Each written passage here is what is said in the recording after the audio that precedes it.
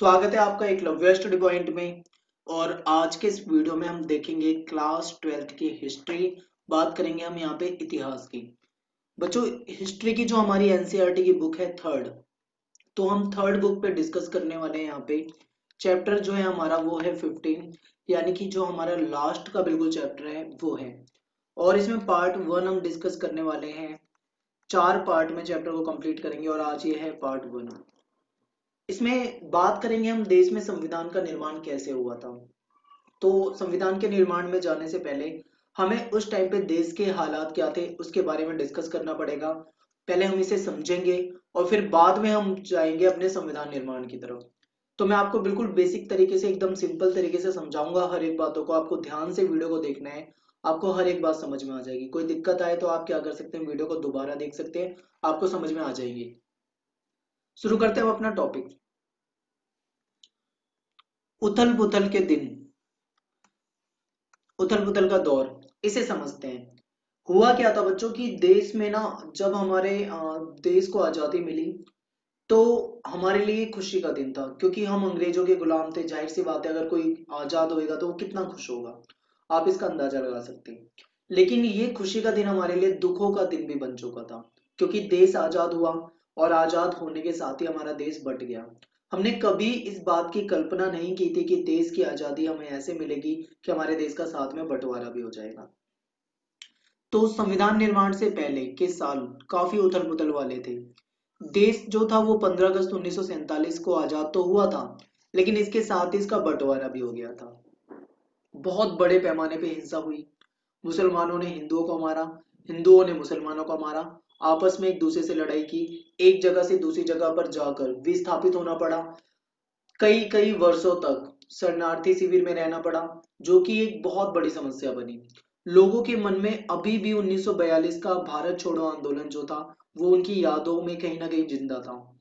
याद करते थे वो उस दिन को, 1942 वाले समय को, जब देश में अंग्रेजों के खिलाफ सभी मिलकर आंदोलन चला रहे थे।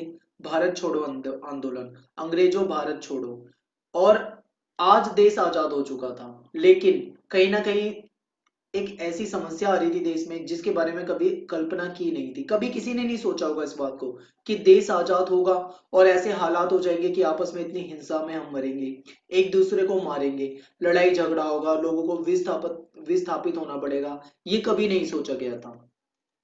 कांग्रेस और मुस्लिम लीग जो थी आपस में सुलह समझौते करने का प्रयास कर रही थी, लेकिन इनकी ये जो कोशिश थी वो नाकामयाब रही। क्योंकि जो कांग्रेस थी वो चाहती थी कि देश के टुकड़े ना हो, हिंदू मुस्लिम एक साथ मिलकर देश में रहें।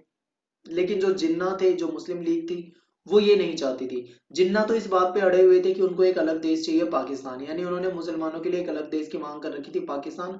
और वो इस बात को लेकर बिल्कुल दृढ़ हो चुके थे। अब बात करेंगे हम, ये पूरी जो बात चल रही है ना, वैसे तो 1942 से 47, लेकिन आप इसको 42 से 47 के नजरिए से मत देखो। आप इसको देखो, ये बात चल रही है 1940 के दशक की। क्योंकि इस समय में देश में बहुत बड़ी समस्याएं आई थी 1940 के दशक में। तो हम यहीं पे इसकी बात करेंगे। हुआ क्या था कि किसानों और मजदूरों के आंदोलन चले थे इस समय में। और 1946 में कलकत्ता में हिंसा शुरू हुई थी। और वही हिंसा धीरे धीरे धीरे धीरे पूरे उत्तर पूर्व भारत में फैल गई। हजारों लोगों ने एक दूसरे को मारा काटा, लड़ाई झगड़ा हुआ, हत्याएं हुई, हिंसा हुई, महिलाओं के साथ गलत हुआ। ये सारी समस्या उस टाइम पे हुई देश में। देश भर में दंगे फसाद चल रहे थे। हत्याओं का सिलसिला जो था वो जारी रहा, एक दूसरे को मारना काटना चलता रहा। 15 अगस्त 1947 खुशी का दिन था, लेकिन गम का दिन भी इसको बना दिया था आपस में लड़कर। मुस्लिमों को जो था उनको चाहिए था पाकिस्तान। मुस्लिम, उन्होंने कहा था कि भाई मुस्लिम को पाकिस्तान में जाना है, हिंदू सिख जो थे उनको भारत में रहना था। अब ये जो समस्या आ रही है ना, ये एक बहुत बड़ी समस्या है। मैं आपको एनसीईआरटी में दिखाता हूँ कि ये समस्या कितनी बड़ी हो सकती है। ये एक निर्मम चुनाव का क्षण था, यानी हमें एक ऐसी चीज चुननी थी जो कि बिल्कुल मतलब हमारे लिए दर्दनाक थी। हमने कभी इस बारे में सोचा नहीं था। मैं आपको बताता हूँ, एकदम आप सोचो कि कोई व्यक्ति कई पीढ़ियों से एक साथ रह रहा है, यानी कि उसकी पुरानी पीढ़ियां, उसकी जड़ें जो थी वही थी। अब उसको उखड़ जाना था।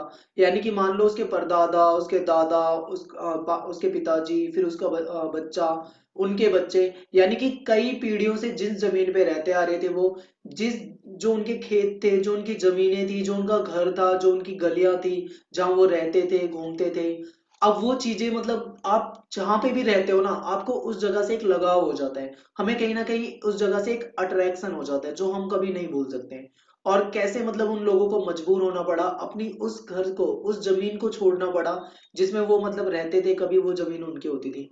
अब उनको उस घर को छोड़ देना है, अपने पुरखों के घर को छोड़ देना है, पूर्वजों के घर को छोड़ देना है, और एक ऐसी जगह पे जाके रहने के लिए मजबूर होना है जहां पे उन्हें ये भी नहीं पता कि कितने साल तक तो वो शरणार्थी शिविर में रहेंगे। उनको कोई जाते ही थोड़ी ना वहां पे फ्लैट बना रखा हुआ है कि जाओ और वहां पे बस जाओ। बहुत समस्याएं थी, सब कुछ छोड़ के जाना था। और ये इतना दर्दनाक था ना कि लोगों को जिंदा रहना था तो उनको जाना ही था इधर उधर। ये सही में एक बहुत दर्दनाक था। शायद आप इस चीज को ना समझो, पर आप कभी कल्पना करना इस चीज को कि कैसे मतलब लोग कितने मजबूर जरूर हुए होंगे उस टाइम पे, कितनी समस्याएं झेली होगी उन्होंने। करोड़ों शरणार्थी थे, ऐसे शरणार्थी थे जो यहाँ से वहां जा रहे थे, एक जगह से दूसरी जगह जा रहे थे। मुसलमान जो थे वो पूर्वी और पश्चिमी पाकिस्तान की तरफ, जो हिंदू और सिख थे वो पश्चिमी बंगाल और पूर्वी पंजाब पंजाब की तरफ बढ़ रहे थे। उनमें तो बहुत सारे ऐसे थे जो अपनी मंजिल तक नहीं पहुंच पाए, रास्ते में ही उनकी मौत हो गई, कुछ मार दिए गए, कुछ मर गए। ऐसा हुआ उनके साथ। नवजात राष्ट्र, हमारा देश एक ऐसा देश था जो अभी अभी आजाद हुआ था, नवजात राष्ट्र कह लो आप। इसके सामने इतनी गंभीर समस्या आ गई, और इतनी गंभीर समस्या पहले से थी, अब एक नई समस्या हमारे सामने आ गई। वो नई समस्या ये थी कि हमारे देश में देसी रियासतें थी। देसी रियासतों का आप मतलब जानते ही हो कि जब ब्रिटिश राज था, जब अंग्रेज थे, उस टाइम पे क्या होता था, देसी रियासतें जो होती थी उन पे क्या होता था, अंग्रेजों का अधिकार होता था। तो समस्या जो थी वो देसी रियासतों की थी। देसी रियासतों में क्या था, एक समस्या ये थी कि इन्होंने अंग्रेजों की गुलामी तो कबूल कर रखी थी, लेकिन कहीं ना कहीं ये राजा तो थे ही उस टाइम पे। अब ये राजा जो थे ये नहीं चाहते थे, ये राजा नहीं चाह रहे थे कि देश क्या हो, मतलब देश में इनकी सत्ता चली जाए। क्योंकि आप ये सोचो, जिसको आदत हो रखी है राजा जो बना हुआ है, जो राजपाट चला रहा है, अब देश आजाद हो गया तो क्या वो चाहता है कि उसकी सत्ता चली जाए उसके हाथ से? क्या वो कभी चाहेगा? वो कभी नहीं चाहेगा। तो राजा नहीं चाहते थे कि उनके हाथ से सत्ता चली जाए। तो वो देश को एक ऐसे देश के रूप में देखना पसंद कर रहे थे, ऐसा चाह रहे थे कि देश में बहुत सारे टुकड़े हो जाएं और वो स्वतंत्र हो। यानी कि बहुत सारी रियासतें ऐसी थी जो ये चाह रही थी कि उनको स्वतंत्र रखा जाए। लेकिन सरदार वल्लभ भाई पटेल ने, आपने पढ़ाई है पॉलिटिकल साइंस में, कि उन्होंने अपनी सूझबूझ से, अपनी चतुराई से उन रियासत के जो राजा थे उनको भारतीय संघ में शामिल होने के लिए मना लिया था। लेकिन चार रियासतें फिर भी बच गई थी जो समस्या पैदा कर रही थी। तो ये चीजें हम जानते हैं, हम चलते हैं सीधा अपने टॉपिक पे। अब बात करते हैं, हमारा जो नेक्स्ट टॉपिक है वो है संविधान सभा। अब ये संविधान सभा क्या है भाई? संविधान सभा की हमें जरूरत क्यों पड़ी, हमें ये समझना है। देखो, देश है अपना आजाद हो चुका है। अब अपना आजाद देश जो है, इसको अपने लिए अपना संविधान लिखना है, अपने अकॉर्डिंग सब कुछ शासन चलाना है, राजपाट अपने अकॉर्डिंग चलाना है। लेकिन समस्या ये थी कि देश में जो थी बहुत सारी विविधता थी। विविधता कहने का मतलब है हमारे देश में अलग अलग तरह के लोग थे, अलग अलग धर्मों के, अलग अलग जाति के, अलग संस्कृति के, अलग उनकी मतलब वेशभूषा, पहचान, हर तरह में वो अलग थे। और इतना बड़ा देश था, इतनी बड़ी जनसंख्या थी, इतने बड़े देश को, इतनी बड़ी जनसंख्या को, इतनी ज्यादा विविधता को एक साथ एकता के सूत्र में बांध पाना मुश्किल था। और इसको एकता के सूत्र में बांधने का मतलब ये है कि देश में एक मजबूत संविधान होना चाहिए। और उस संविधान को लिखने के लिए भी भाई कोई ना कोई तो होगा। कौन लिखेगा संविधान को, कौन बनाएगा संविधान को? संविधान में कोई एक अकेला आदमी थोड़ी ना बना देगा संविधान। तो ऐसे में किस चीज की जरूरत थी? हमें जरूरत थी संविधान सभा की। एक ऐसी संविधान सभा जो देश के लिए संविधान बनाए, और एक ऐसा संविधान बनाए जो देश को आगे ले जाए, देश को मजबूत बनाए, देश में जो समस्याएं हैं उनको सॉल्व करे। एक ऐसे संविधान की हमें जरूरत थी। तो अंग्रेजों के द्वारा जो कैबिनेट मिशन लाया गया था 1946 में, ये संविधान सभा बनाने के लिए ही लाया गया था। इसी के अकॉर्डिंग संविधान सभा बनाई गई थी। संविधान सभा के सदस्यों का चुनाव जो था वो सार्वभौम वैश्विक मताधिकार के आधार पर नहीं था। यानी कि इसके जो मेंबर चुनने थे संविधान सभा के, जो कि 389 मेंबर थे, उसको सभी आम आदमी नहीं दे सकता था उसमें वोट की वो जाके चुन ले। क्यों? क्योंकि देश में इतना टाइम नहीं था। पहला चुनाव अगर होता तो इतनी आसानी नहीं थी, इतने मतलब करोड़ों लोग थे, उनमें कैसे मतदान करवा पाते? पॉसिबल नहीं था। तो उन्होंने क्या करा, वहां की जो प्रांतीय विधानसभा है उन विधानसभा के सदस्यों के द्वारा चुनवा लिया कि भाई जो विधानसभा से जो मेंबर चुन के जाते हैं वो वोट देंगे। ठीक है, इस तरीके से कर दिया सिस्टम। तो 1945-46 की सर्दियों में भारत के प्रांतों में चुनाव कराए गए। और संविधान सभा में कांग्रेस जो थी वो प्रभावशाली थी। आपको पता ही है कि देश में उस टाइम पे एक ही पार्टी थी जो जबरदस्त, जिसकी पकड़ थी, वो थी कांग्रेस। दूसरे नंबर पे बात करें तो वो थी हमारी ये मुस्लिम लीग। पर मुस्लिम लीग की जो पकड़ थी इतनी ज्यादा नहीं थी। जरूरी नहीं है कि सारे मुस्लिम मुस्लिम लीग को ही पसंद करते हैं। मुस्लिम जो थे वो कांग्रेस को भी पसंद करते थे, यानी कि ज्यादातर मुस्लिम कांग्रेस के साथ थे, कुछ ही मुस्लिम थे जो मुस्लिम लीग को पसंद कर रहे थे। समस्या यहाँ पे आ रही थी। तो चुनाव हुआ भाई, कांग्रेस का जो सामान्य सीटें थी जनरल, उसमें कांग्रेस को बहुत जबरदस्त जीत मिल गई, जीत गई कांग्रेस। मुस्लिम लीग जो थी वो आरक्षित, जो मुस्लिमों की जो आरक्षित सीटें थी वो जीती। तो इस तरीके से कहीं ना कहीं ये सिस्टम चला। संविधान सभा बनाई गई जिसमें 389 मेंबर थे। अब ये जो 389 मेंबर थे, 389 मेंबर थे, 389 मेंबर थे, इसमें से 292 जो थे वो ब्रिटिश प्रांतों से थे। ब्रिटिश प्रांत यानी कि जो अंग्रेजों के समय में जो ब्रिटिश प्रांत रहे हैं वो सभी। 93 जो थे वो देसी रियासत थे, क्योंकि आपको पता है जो देश में शासन चलता था वो दो तरीके से चलता था। एक होते थे अंग्रेज के डायरेक्ट प्रभुत्व वाले क्षेत्र जिसको हम ब्रिटिश प्रांत कहेंगे। दूसरा जहां पे राजाओं के द्वारा शासन चलाते थे जिसको हम रजवाड़े या फिर रियासतें कहते थे। तो रजवाड़ों से 93 हो गए और 292 हमारे यहाँ से ब्रिटिश प्रांतों से हो गए। चार सदस्य जो थे चीफ कमिश्नरी क्षेत्र से हो गए। ये चीफ कमिश्नरी जो क्षेत्र थे ये दिल्ली, कुर्ग, अजमेर, बलूचिस्तान यहाँ होती थी। अब आप किसी बुक में पढ़ोगे तो हो सकता है आपको नाम अलग लगे, क्योंकि कुर्ग जो है आज के टाइम पे कर्नाटक है, बलूचिस्तान आज के टाइम पे पाकिस्तान में है, अजमेर आपको पता है राजस्थान वगैरह हो जाएगा। तो इस तरीके से आप इन चीजों को देखो। ये था, लेकिन आपकी ये यहाँ पे बुक में नहीं है। आप 11th क्लास में इस चीज को पढ़ चुके हो, मैं आपको सिर्फ हल्का सा बता रहा हूँ कि ऐसे ऐसे ये चीजें थी। मुस्लिम लीग ने क्या करा, संविधान सभा का बहिष्कार कर दिया। मुस्लिम लीग ने बोला भाई कि हमें नहीं रहना तुम्हारी संविधान सभा में। ठीक है, हमें क्या चाहिए, हमें तो अपने लिए एक अलग मतलब संविधान बनाना है, हमें अपना अलग रहना है। हमें कोई जरूरत नहीं है तुम्हारे संविधान की, हमें अपने लिए अलग देश चाहिए, पाकिस्तान। ऐसा मुस्लिम लीग ने कह दिया। अब भाई आगे की समस्या वैसे ही थी। कांग्रेस ने क्या करा, ये देखो यहाँ पे वही सारी चीजें हैं कि कांग्रेस जो थी सामान्य सीटों पे जीत गई, मुस्लिम लीग आरक्षित सीटों पे जीत गई। लेकिन संविधान जो सभा था उसका बहिष्कार कर दिया मुस्लिम लीग ने, और एक अन्य संविधान बनाकर पाकिस्तान की मांग कर दी। ये सारी चीजें हम जान चुके हैं, इसीलिए मैं आपको जल्दी बता रहा हूँ। अब यहाँ से हमें समझना क्या है, बस इतना समझो। शुरुआत में क्या हुआ, जो समाजवादी लोग थे, समाजवादी विचारधारा के लोग थे, वो संविधान सभा से परे रहे। क्यों? रीजन ये था क्योंकि वो ये कहते थे कि ये तो अंग्रेजों के द्वारा बनाई गई संस्था है। वो कहते थे ये जो संविधान सभा है ये अंग्रेजों के द्वारा बनाई गई संस्था है। कैबिनेट मिशन कौन लेके आया था, अंग्रेज लेके आए थे, उसी के अकॉर्डिंग हमारी ये संविधान सभा बनी है। कहते हैं हम नहीं मानते इस चीज को, यानी कि समाजवादी लोग इस चीज को नहीं मानते, उन्होंने ऐसे बोला। ठीक है, इस सभा का वाकई स्वायत्त होना असंभव है। इन सभी कारणों से संविधान सभा के 82% जो सदस्य थे वो कांग्रेस पार्टी के सदस्य थे, यानी कि 100 अगर सदस्य हैं तो उसमें से 82 सदस्य जो हैं वो कांग्रेस के हैं। तो आप यहां से अंदाजा लगा सकते हो कि कांग्रेस जो थी कितना ज्यादा मतलब उसकी उस टाइम पे वैल्यू रही थी। परंतु लेकिन एक चीज आपको यहाँ पे और समझनी है कि सभी कांग्रेस के सदस्य एक मत नहीं थे, यानी कि सभी कांग्रेस के थे तो उसका मतलब ये नहीं है कि सब एक जैसी सोच रखते हैं। उसमें कुछ अलग थे। कुछ ऐसे हैं जो समाजवादी विचारधारा से प्रेरित हैं, कुछ ऐसे हैं जो किसी अलग विचारधारा से प्रेरित है। यानी कि इसमें निर्णायक मुद्दों पर उनके मत में भिन्न हो सकते थे, यानी कि जब कोई फैसला लिया जाए तो उनके अलग अलग मत हो सकते थे। क्योंकि जो कुछ कांग्रेसी थे वो समाजवादी व्यवस्था से बहुत प्रेरित थे, उसको बहुत अच्छा मानते थे। कुछ ऐसे थे जो जमींदारी जमींदारी व्यवस्था को अच्छा मानते थे, यानी कि जमींदार लोग अमीर लोगों के हित में थे। आपको पता है समाजवाद और जमींदारी ये जो व्यवस्था है बिल्कुल एक दूसरे के अपोजिट है। तो जाहिर सी बात है अगर अलग अलग विचारधाराओं के लोग कांग्रेस के अंदर हैं तो हो सकता है कि समस्या जरूर कुछ ना कुछ आ जाती होगी। कुछ सांप्रदायिक दलों के करीब थे, यानी कि कुछ ऐसे दल थे जो सांप्रदायिक दल थे, यानी कि जो धर्म को लेकर घृणा रखते हो। लेकिन कई पक्के धर्मनिरपेक्ष, यानी कुछ ऐसे भी थे जो बिल्कुल धर्मनिरपेक्ष थे। राष्ट्रीय आंदोलन की वजह से कांग्रेसी वाद विवाद करना, मतभेदों पर बातचीत कर समझौते की खोज करना सीख चुके थे। संविधान सभा में भी कांग्रेसी सदस्यों ने कुछ ऐसा ही रुख अपनाया। यानी कि जब भी मतलब संविधान सभा में किसी चीज में बहस होती थी तो लोग अलग अलग तरह के क्या करते थे, अपने विचारों को रख देते थे। ठीक है, इस चीज को हमें ध्यान रखना है।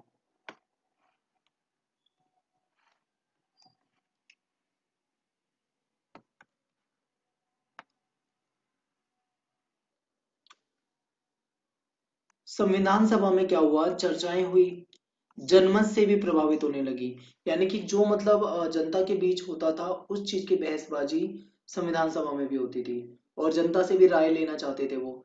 जब संविधान सभा में कोई बहस होती थी किसी चीज पे कि कौन सा कानून कैसे बनाना है, जो भी मतलब एक्स वाई जेड कोई भी बहस हो रही है, तो उसमें विभिन्न पक्षों की दलीलें, जो भी मतलब पक्ष अपने अपने बारे में जो राय रखते थे, उन दलीलों को अखबारों में छाप दिया जाता था। यानी कि मान लो कि कोई मुद्दा है, चाहे वो मान लो किसानों से रिलेटेड कोई मुद्दा है, उस पे कोई कानून बनाना है, ठीक है, संविधान में कुछ कानून बनाने हैं उसके तहत, तो कई तरह के लोग होंगे, कुछ समाजवादी सोच वाले लोग होंगे, कुछ अन्य सोच वाले लोग होंगे, मान लो ये कुछ लोग हैं, कुछ ये हैं, कुछ ये हैं, अलग अलग तरह की विचारधारा दी लोगों ने, अपने अपने मत रखे, तो उनके मतों को अखबारों में छाप दिया जाता था। क्यों? क्योंकि भाई अब 389 सदस्य अगर वहां पे थे, बाद में मुस्लिम लीग छोड़ गई थी तो 299 के आसपास सदस्य बचे थे, तो ऐसे में क्या हजारों लाखों लोगों को संविधान सभा में घुसेड़ के थोड़ी ना वहां बिठा के उनसे पूछा जा सकता है, उनसे वहां नहीं पूछा जा सकता ना।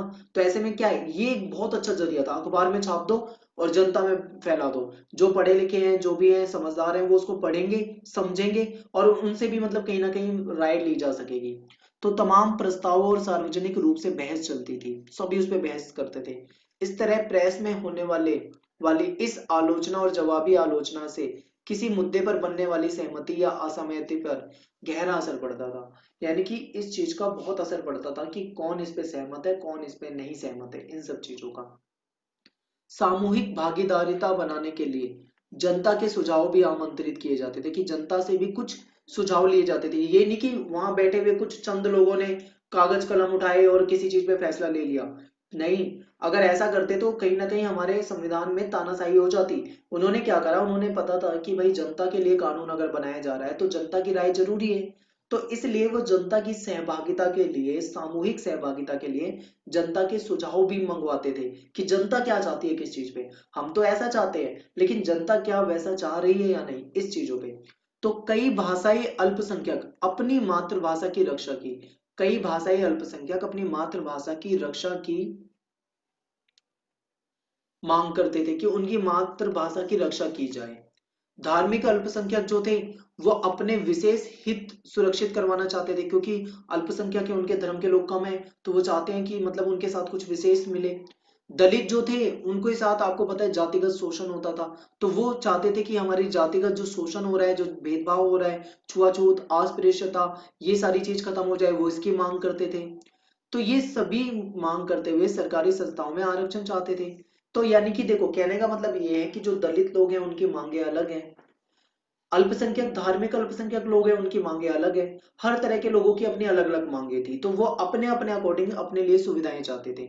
तो सभा जो थी, संविधान सभा, उसमें सांस्कृतिक अधिकारों और सामाजिक न्याय के कई महत्वपूर्ण मुद्दों पर बहस चलती थी। यानी कि लोगों की जो समस्याएं थी, उन समस्याओं पे संविधान सभा में खूब बहस चलती थी। और इसीलिए आपको पता है, हमारा जो संविधान बना था, उसे बनने में 2 साल 11 महीने 18 दिन लगे थे। इतना ज्यादा समय, आप इसको 3 साल ही मान लो मोटा मोटा, 3 साल। अब आप सोचो, 3 साल क्या कम होते हैं? बहुत होते हैं 3 साल। 3 साल क्यों लगे हमारा संविधान बनाने में? वो इसलिए लगे क्योंकि एक एक समस्या को इतना मतलब गहराई से पहले उसका अध्ययन किया गया, बहुत सारी चीजों को समझा गया, जनता से राय ली गई, वहां पे बहस चली, उसके पॉजिटिव नेगेटिव सारे पॉइंट रखे गए, तब जाके किसी चीज को फाइनल किया गया। ये नहीं कि कहीं से बस दो चार बातें लिखी और कर दिया फाइनल, ऐसा नहीं किया गया। इसीलिए हमारा संविधान जो था वो कहीं ना कहीं दुनिया में एक सफल संविधानों में हमारे संविधान का नाम आता है। तो ये सब इसलिए हुआ कि जो हमारे संविधान निर्माता थे, कहीं ना कहीं उनकी सूझबूझ ऐसी थी, उन्होंने आने वाले भविष्य को भी ध्यान में रखकर कानूनों का निर्माण किया था, नियमों का निर्माण किया था, संविधान को बनाया था। ठीक है, तो ये चीजें आपको यहाँ से ध्यान में रखनी थी। तो यहाँ से हमारा वीडियो खत्म हो गया है, पार्ट 1 खत्म हो गया है। सिंपल सा ही है। जरा सी भी अगर दिक्कत आपको लगती है टॉपिक में, तो आप वीडियो को 2 बार देखें, कम से कम 2 बार देख लें। 2 बार देख के आपको सारी चीजें बिल्कुल क्लियर हो जाएंगी। इसके बाद आपको क्या करना है, अपना एक बार एनसीईआरटी रीड कर लेना, एनसीईआरटी पढ़ लेना, आपको सब कुछ समझ में आ जाएगा, एकदम अच्छे से आपका टॉपिक तैयार हो जाएगा। मिलेंगे, अब पार्ट 2 की बात करते हैं, सेकंड पार्ट जब आएगा तब बात करेंगे हम आगे की।